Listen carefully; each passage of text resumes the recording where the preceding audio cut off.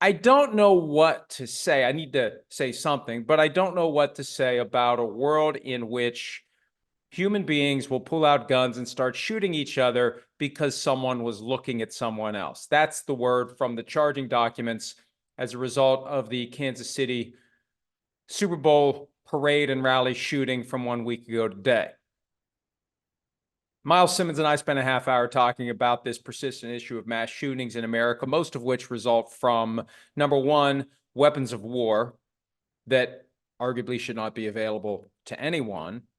And number two, those weapons getting in the hands of people who have no business owning anything that fires any type of projectile at another person. You put those two together and you get these incidents that we see time and time and time again. That's not what happened in Kansas City, according to the charging documents. A couple of people got into a fight, two groups apparently. I don't know those specifics. All I know is what I saw in the NBC News report last night. Somebody was looking at someone and someone else took offense to being looked at. How do you combat that?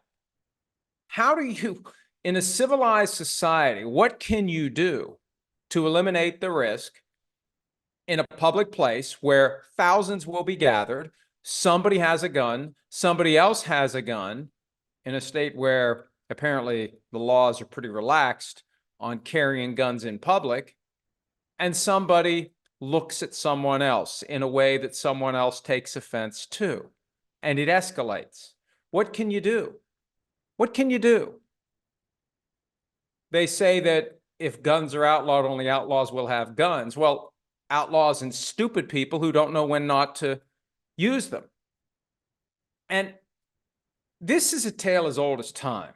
My wife and I were talking about this yesterday, and I'm not going to name names because I still might know the person involved and or might be related to the person involved. But this was 33 years ago, after I finished law school and before I started into my immersive preparation for the bar exam in 1991. We went to the beach for a long weekend, and while we were there, someone we know, we were with that person, talking to that person, and we heard that this person and his friends got into a fight. And what happened? Well, they were looking at us. And my wife and I were like, and?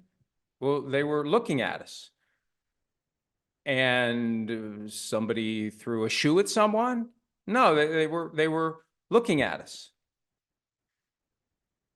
That can be enough to set people off. And it's not just a male testosterone stupidity thing. I have a vivid recollection. When I was a kid, we used to go to my grandmother's house every Sunday. It's where I first started watching NFL football. It got me through the mandatory weekly visits to my grandparents. Because when you're 9, 10, 11 years old, I mean, I love you, grandma and grandpa, but, I'd rather hang out with my friends. And I still remember sitting in the room where they had the TV, where I watched the games, the Pringles that were just stale enough that they screamed, these are the Pringles that grandma and grandpa would own, right? The 7-Up that was just a little flat, like only grandma and grandpa would have. The cocktail peanuts that were really salty, like they added their own salt to them because they weren't salty enough in the first place. And they were just kind of like greasy enough. Like, where's that grease? Why are they greasy? Anyway, I digress. I have a distinct recollection of going up the hill to their house.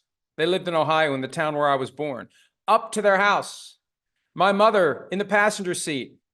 A couple of girls roughly my age playing along the sidewalk.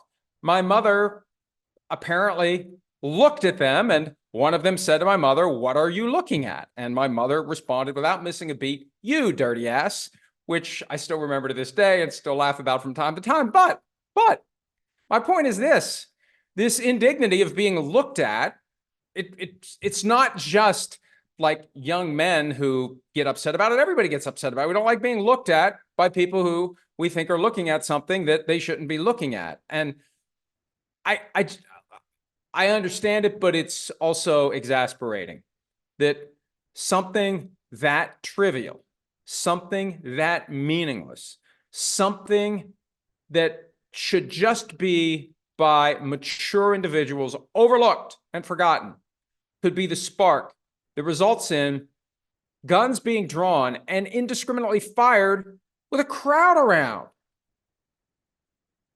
It's madness.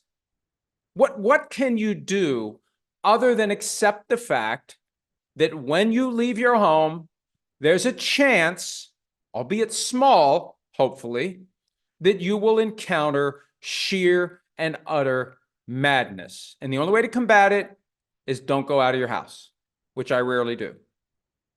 Not for those reasons, but I'm even more inclined to stay home now. You just never know when it's going to go sideways. You never know when somebody is going to do something like that. You never know whether it's premeditated with an assault rifle or just a guy who's carrying around a Glock, a pistol, any type of small handgun that's concealed somewhere, back of the pants, in the pocket, wherever, holster, however you do it. Somebody gets mad and out it comes and they start pulling the trigger regardless of who's around. What can you do? It really is insanity. And I don't know that there's anything, last week, Miles and I tried to make semi-articulate pleas for our leaders to actually lead us out of this literal valley of death. I don't know that anybody. I hate to surrender to this mindset. I don't know that anybody can cure what happened last Wednesday. And it's just a damn shame. Anyway, hopefully we don't forget it. Hopefully we're vigilant in our own dealings when we make our decisions about where we go and what we do. I saw a report over the weekend that the folks in Detroit are very confident they have a plan in place for the next NFL mass gathering at the draft. I don't know how you can be so confident. You can use metal detectors to create a perimeter, but at some point there's a perimeter beyond which there aren't metal detectors. At some point, people will be gathering to go through the metal detectors. And having 800 plus law enforcement personnel present didn't help in Kansas City. So this is just part of our reality.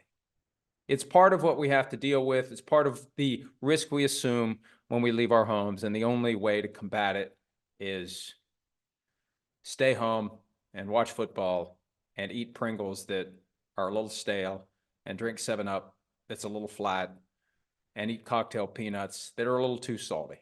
Hi, it's Mike Florio. Thanks for watching PFT on YouTube. Hit subscribe for the latest news and analysis from Pro Football Talk.